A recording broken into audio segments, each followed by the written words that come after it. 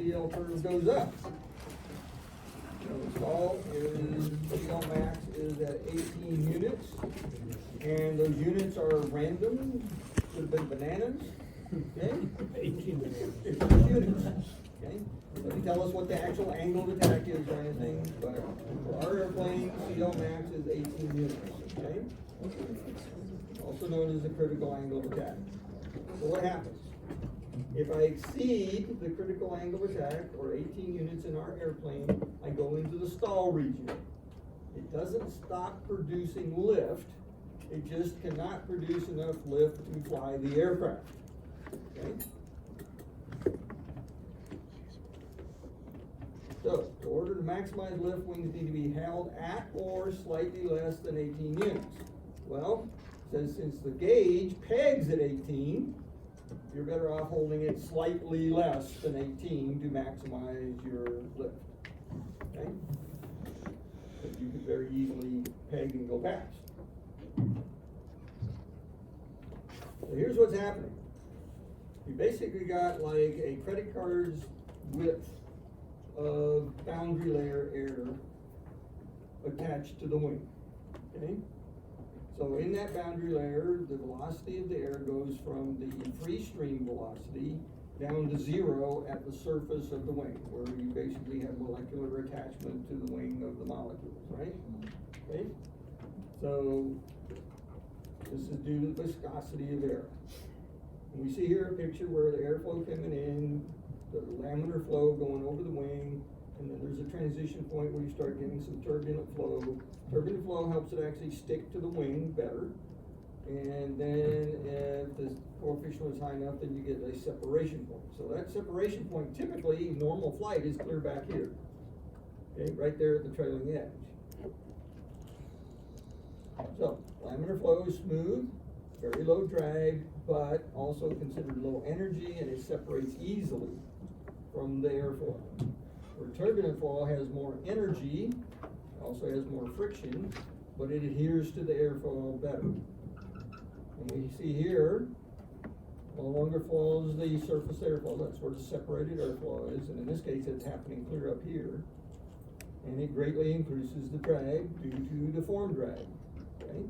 High static pressure here, low static pressure here, high form drag, and a loss of lift. So what's happening here? As the air accelerates, we get a high pressure, actually the lowest pressure is right here at the thickness part of the wing normally, okay? So between here and here, my pressure is going from low to higher, okay? This creates the adverse pressure gradient, which means the airflow back here actually wants to go back here, right? It wants to turn around and go back because it wants to go to the low pressure zone, okay? So the kinetic energy of the relative wind is what prevents it from doing that, the airflow, okay, the velocity, okay? So the ratio of kinetic energy to adverse pressure gradient determines where the airflow separates from the airflow. High kinetic energy, okay, it attaches longer. Low, it separates earlier. We increase the angle of attack, then the ratio decreases, or disregard. Ratio decreases. So here we see at a low angle of attack, we have laminar flow, turbulent flow, and then separation right towards the tail of the surface. Now we see a picture of this, we're not going to exceed our critical angle of attack or anything, so we're getting turbulent flow. Now we're starting to see a little separation back here. Now the separation is moving a little forward, but we're seeing pretty good adherence to the surface of the wing, right? It's not actually creating a complete separation. At high angle of attack, the separation point gradually moves forward on the wing surface till we get to the point where it no longer can create enough lift to hold the aircraft up in the air. So here we're going to actually go to the CL max point. And we'll see the separation will actually go all the way up to the leading edge. in smaller aircraft, what the stick shaker represents, that adverse pressure gradient is the wind beating the back of the wing, correct? Okay, we're gonna get to a little bit of that Okay. in a minute, okay? So, we have some design features that can increase the lift and improve the stall warning and handling access. So, washout, wing twist. Okay, so I can geometrically twist the wing so that my wing tips have less angle of attack than the wing root. Okay, I can also do that with a not just geometric but aerodynamic twist. So I can go from a high camber to a low camber wingtip. Okay, so both of those tend to make the root of the wing stall earlier than the tip of the wing. Okay, other things that I can do to actually create extra energy in the slipstream over the wing is vortex generators. Okay, that increases the turbulent flow. Okay, leading edge devices or flaps or something like that, and this one, the trailing edge flaps, those all can help out with improving the lift. So we're going to look at some of those. Okay, wing twist or washout causes the wing root to stall before the wing tip, which we talked about, and the T6 has both geometric and aerodynamic twist. Okay, the wing is more symmetric towards the wing tip than the wing root, and it has also got a lesser angle of attack at the wing tip, or I should say lesser angle of incidence at the wing tip. And here we see the actual airflow with a kit box stall test. And we'll see where it goes from the wing root and it moves out towards the wing tip. We can see we can actually get reverse flow.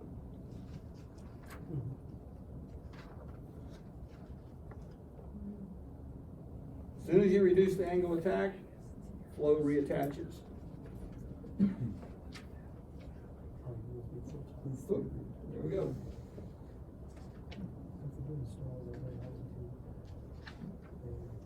The stall strip on your airplane basically is designed to cause a certain region of the wing to stall before the rest of it.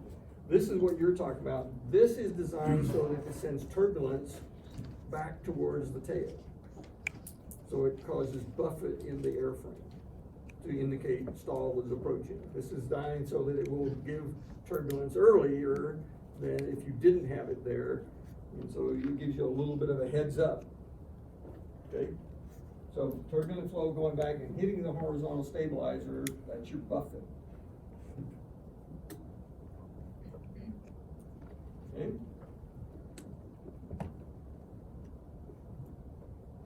Here we see vortex generators. You don't have vortex generators on your T6. Okay? Generally big airplanes and stuff normally have vortex generators. Okay? So they increase the kinetic energy of the airflow over the wing, which helps it stay attached to the wing surface. But they do increase drag, because they create turbulent flow. And here's a couple other ways to get this. We got the leading edge extension on F-18. You can actually see the vortex there. And here we've got what's called a dog tooth, and that also creates a vortex in that area.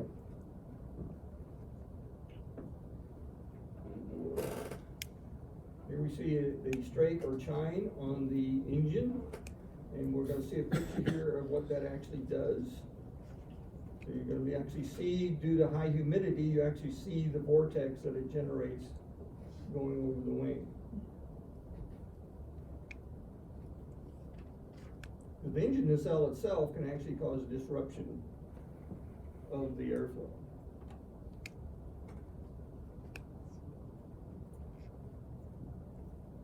Okay, a slat. Okay, this is a slat because it moves forward and creates a gap so that the airflow, the high pressure air from underneath can go up and through and add energy to the airflow over the top of the wing, okay? And then it can be closed at high speeds when it's not needed, okay? So airplanes like airliners and C-17s and stuff generally have slats.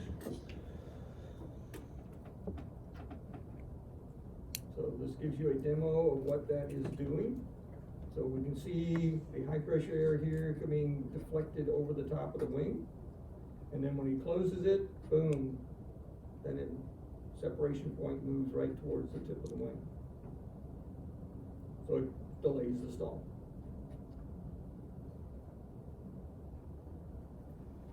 So, leading edge flaps.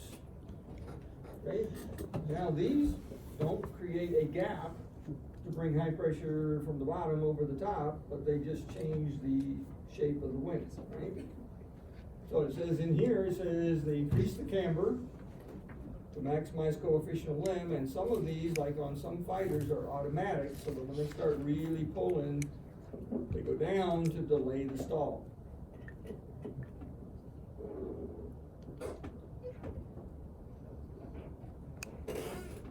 So, plain flaps, split flaps, Fowler flaps, and slotted flaps. Okay, here we see a plain flap in operation. Okay? They're designed to increase lift at all angle of attack, increase the maximum lift coefficient. So this is a demonstration of the T-38, the type of flap the T-38 has. We have split flaps. Okay, it just drops down from the trailing edge of the bottom of the wing. Creates a large amount of drag in addition to lift, similar to having a speed brake. Okay, so it's when you drop landing flaps, you get a lot of drag. Slotted flaps, again, very much like the one on the leading edge. Now we've got a slot here at the flap, which reduces or extends the time that the flap will be effective at slower airspeeds. Okay?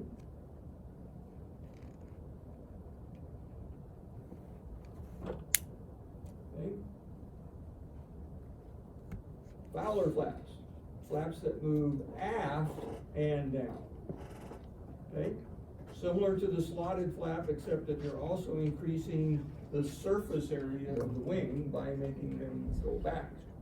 Now it says here, they can be complex and heavy mechanisms, so they're generally on big airplanes, but surprisingly enough, how many of you flown Cessnas? What kind of flap is on a Cessna 172? A Fowler, because it's on a track, it actually goes aft and down. So even though it's a small light airplane, they actually put Fowler flaps on it.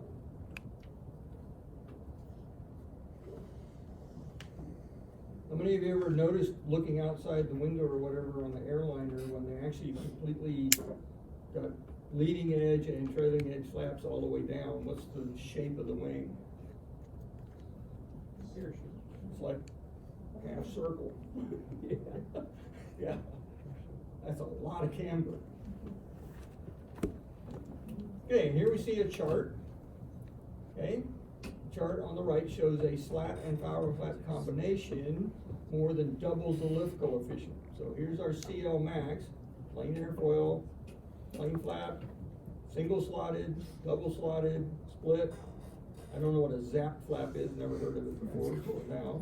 Double wing junkers, Fowler flap, slat, slat and plain, slat and single slotted, slat and double slotted, slat and Fowler.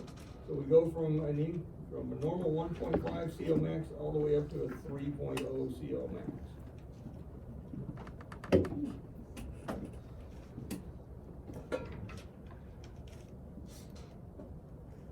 So, things that are going to affect stall speed. Anything where I have to increase my coefficient of lift is going to increase my stall speed, right? So, heavy weight is going to increase my stall speed.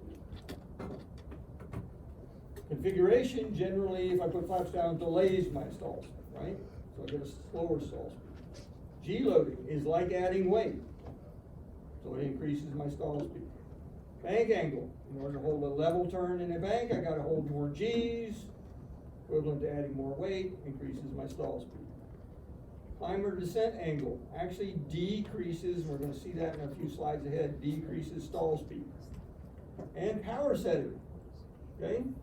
We get a propeller effect that will actually decrease my stall speed. So, increased weight, we have the chart here, heavier weight, with the different flap settings. So I get a higher stall speed, lower weight, I get a slower stall. Okay, and a nice little chart here. This is your formula. Velocity of stall equals the square root of 2 times the weight divided by density of the air, surface area, coefficient of lift max. That's what gives me my stalls. So if I increase my weight, I'm definitely going to increase my stall speed, okay?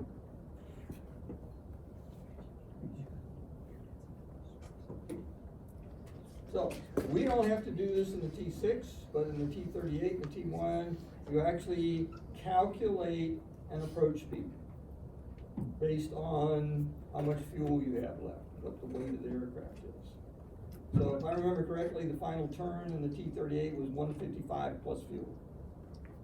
And we added so many knots per 100 pounds of fuel. Okay? So we don't have to mess with that in the T6. It is possible to use the AOA, and in your manual it actually tells you to fly the airspeed or AOA, whichever comes first, okay? Whichever is the higher speeds. And Navy guys fly AOA finals. Why? They gotta keep the hook in the right position. So they can't be doing like what we do to change our glide path. They gotta hold that nose up, and so they use power, speed to change their glide angle. Okay? Fighter pilots, a lot of those do the same thing. So, this is what it says in your manual. Final turn maneuvering airspeed, 150 knots on speed, AOA, whichever is higher. Okay? Final, 105. Okay, this is for flaps at takeoff. Okay? So, you can use AOA, which is the amber donut, right? Yeah. Lowering flaps increases CLmax, which decreases stall speed. Again, right here.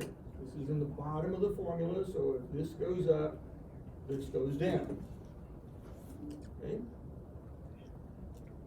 We see here configuration, flaps up, stall speed is normally 83, with flaps landing at 72. We've actually reduced our stall speed over 10 knots.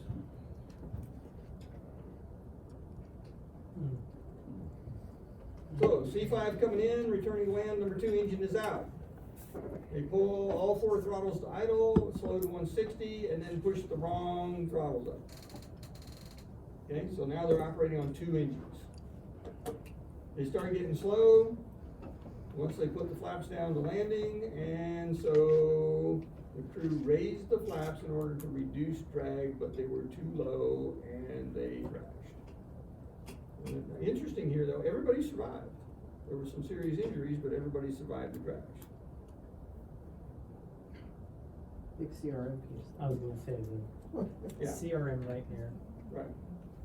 So one of the things in multi-engine airplanes you gotta be really careful of, that when you've got a bad engine, you make sure you're pushing the proper engines up. And sometimes you only wanna push 2 up. Mm-hmm. So like if I've got an outboard engine, I don't necessarily wanna be using the outboard engine on the other side, because I'm gonna start bringing in a lot of yaw. So I'll use my inboard engines first to get my speed back. So, load factor effectively increases the weight of the aircraft, right? Doesn't really change the weight, but effectively it does. So, an accelerated stall at greater than 1G. Anytime you have more than 1G on the airplane, you're in an accelerated stall. So we hear the G load, look how much it dramatically jumps up. Okay?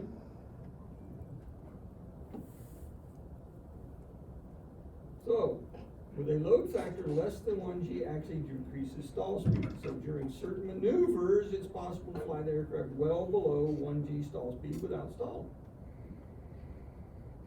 Okay? So, you're gonna do a stab demo. And when you do the stab demo, you're gonna be able to see this, that the airplane will keep flying, okay? Even though you may be below stall speed.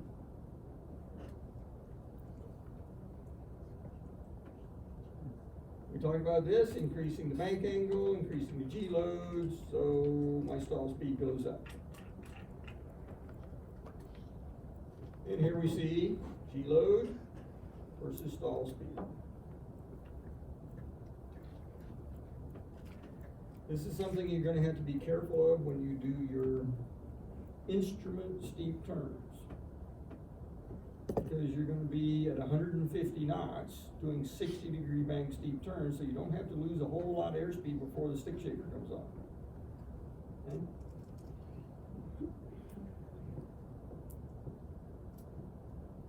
Is an aircraft 90 degrees bank stalled? Well, that all depends on whether you're actually pulling back on the stick and trying to increase the G's to hold level or not, okay?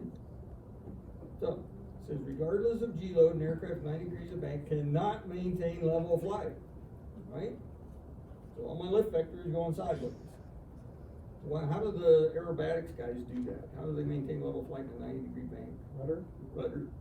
They use lift off the body of the aircraft. Turn the nose up above the horizon. Bring the nose up, yeah. So as long as you got enough surface on the body, you can actually create enough lift to actually keep it from falling out of the sky. So, whether or not the aircraft is stalled depends strictly on how much the pilot pulls back on the stick. Okay? It is not unusual to go to 90 degrees of bank momentarily in a closed pattern. Okay? Because you're pulling up steeply, and you may need to go to 90 to get that nose back down to level off. Okay? At Laughlin in the T-38, it was up to 110 degrees back. You might have to actually pull the nose down.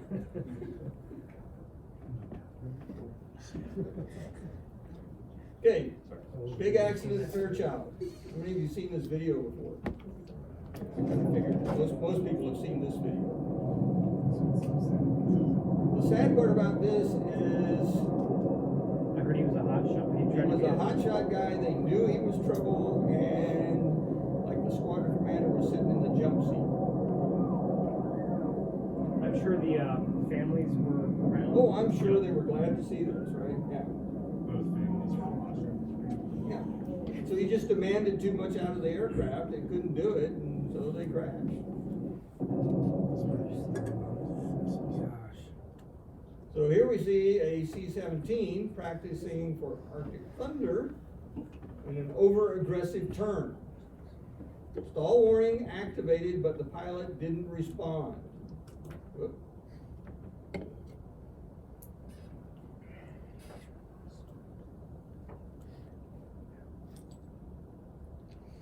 Very aggressive turn for the C-17. Right there, he's probably getting the stall warning. So now the nose drops. At this point, it's too late.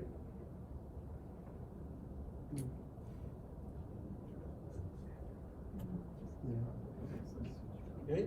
If he paid attention to the stall warning and reduced his bank, everything would have been fine.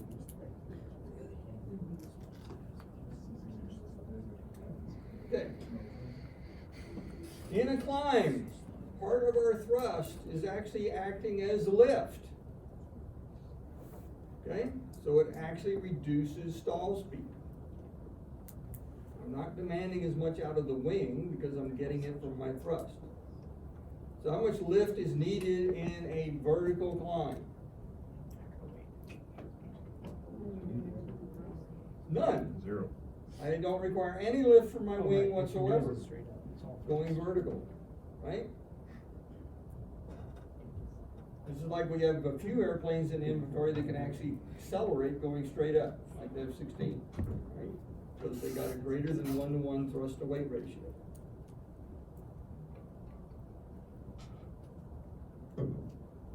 So, takes more than 1 G to actually pull up. But once you're in a constant angle climb, takes less than 1 G to maintain the actual pitch. You still feel it this way, right? But you're not going to feel it the normal straight up and down.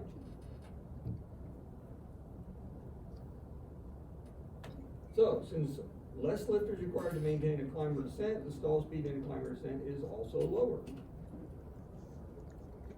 So we see stall speed at 90 degrees of climb or descent is 0.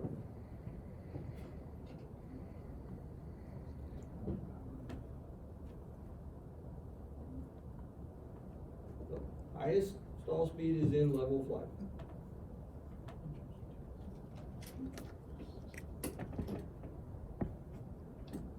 Now here's our propeller factors. We got two propellers. We got the acceleration factor, because we're actually blowing air across the wing root, which is gonna delay the stall, because we've got accelerated airflow, higher velocity airflow, more kinetic energy in the relative wind. So that will delay the stall. And here we're seeing our vertical component of thrust, which also lowers the requirement of the wing, so we get a lower stall speed.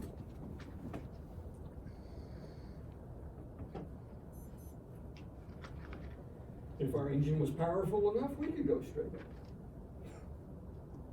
Anybody ever hear of the Pogo? That was like our first attempt at vertical takeoff and landing. It was basically an aircraft that sat on its tail with a huge counter-rotating props on the front end of it. And they take off vertically and then try to pitch it over. It really didn't last all that long. They weren't really good at that design. So it wasn't a really good design. They had a lot of trouble trying to land it.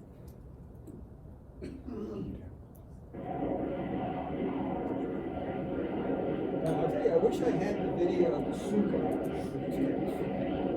Because there's a video of the Sukhoi in Soul Fight where he's like this. You can see he's in level flight, very high angle attack, but the thrust is providing the lift.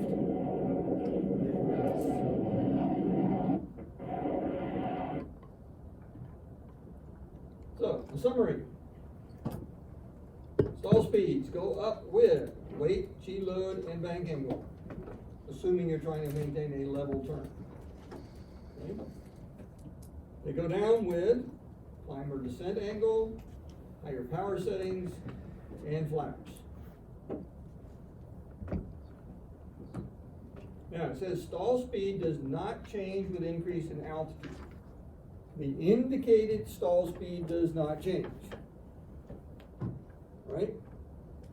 But my true airspeed stall speed does change, because that changes with altitude. It's going to be higher at higher altitude. But indicated stall speed does not change with altitude. And it always is going to be how many units? 18. 18 for your aircraft. Yeah, 18 bananas.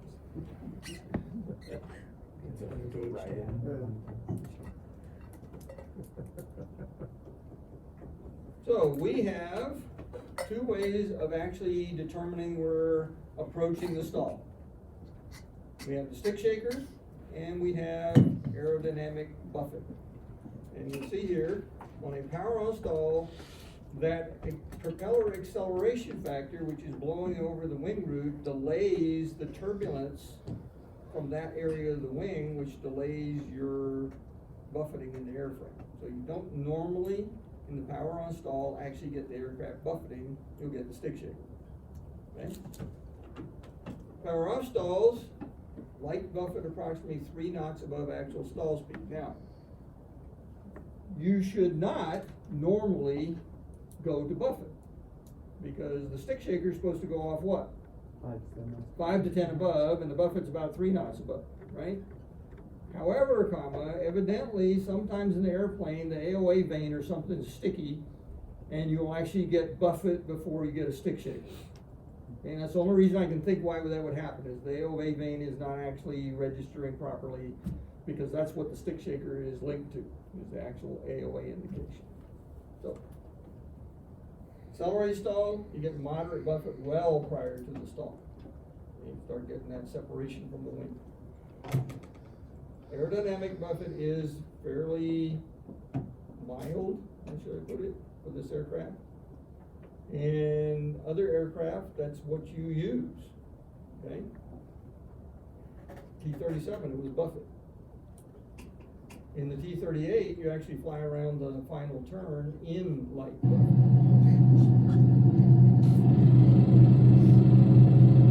You guys have all felt this in the sim.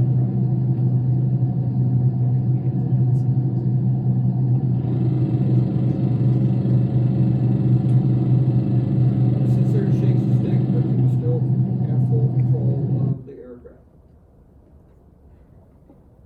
again, like he says, you can be anywhere from normally about 15 to 18 with the stick shaker going off.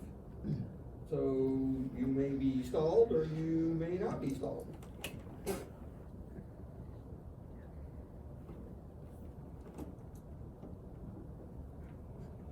Power off stalls, the aircraft tends to go right, power on, it tends to go left because of the torque. So we already talked about the propeller factor is gonna make the stall speed slower in power on stalls. So that actually creates an earlier warning from the stick shaker in terms of airspeed.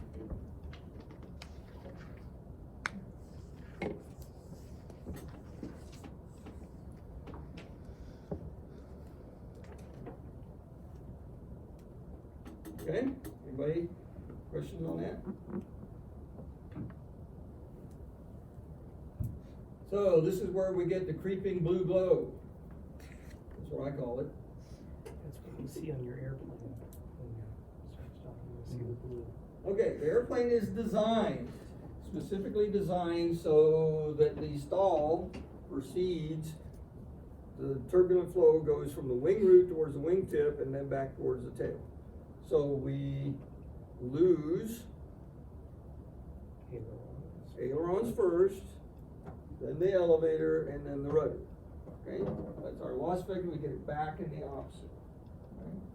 So the rudder is the most effective control in a stall. So out of all of these things, what is necessary to recover from a stall? Increase the oil. Right, that's it. Decreased angle of attack. The reason you're stalled is because you're past the critical angle of attack. Decrease it, you get out of the stall.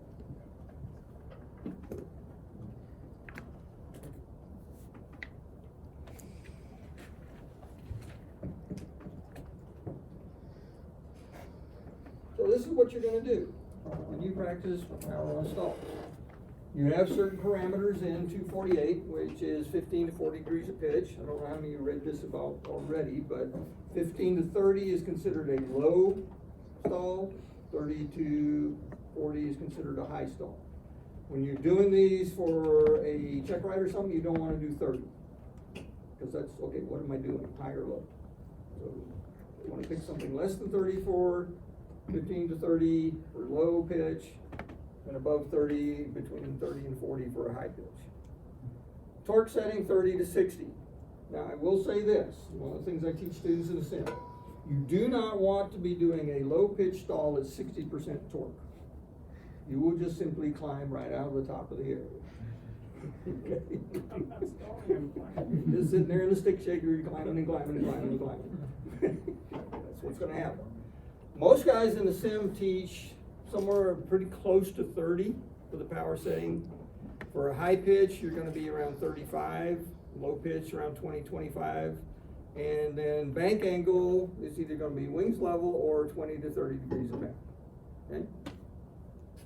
Track pattern stalls, you do what's considered a nose low final turn, a high nose final turn, which is normally the overshooting final or the undershooting final, okay?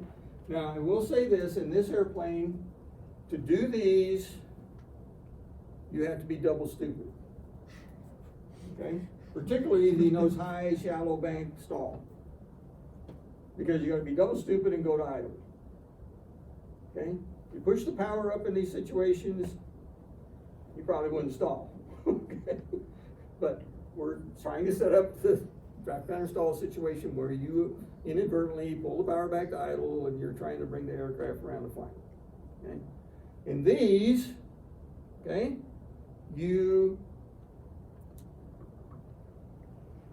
do not actually stall. You recover on the first indication of the stall, whether that's buffet or stick shaker. So you're not actually going to the full stall. Landing attitude, you simply come in, you round out, powered idle, as if you rounded out too high, airplane starts sinking, you get stick shaker, you go around. Brake stall, and close pull-up stall, you will only do in the simulator. You'll actually practice these in the traffic pattern in the simulator. to see what it's actually like, okay? Brake stall is the one stall that you do not go max relax roll. All you do is relax roll. You're in an accelerated stall, so all you gotta do is take some bank out, reduce the angle of attack, you're out of it. So you don't go max, okay? Just continue the turn. Closed pull-up, you're at a slow speed, so you leave your power at max, which it normally is max in the closed pull-up, and you do need to roll wings level. Okay, this one you don't have to roll wings level, you just gotta relax a little bit. Alright?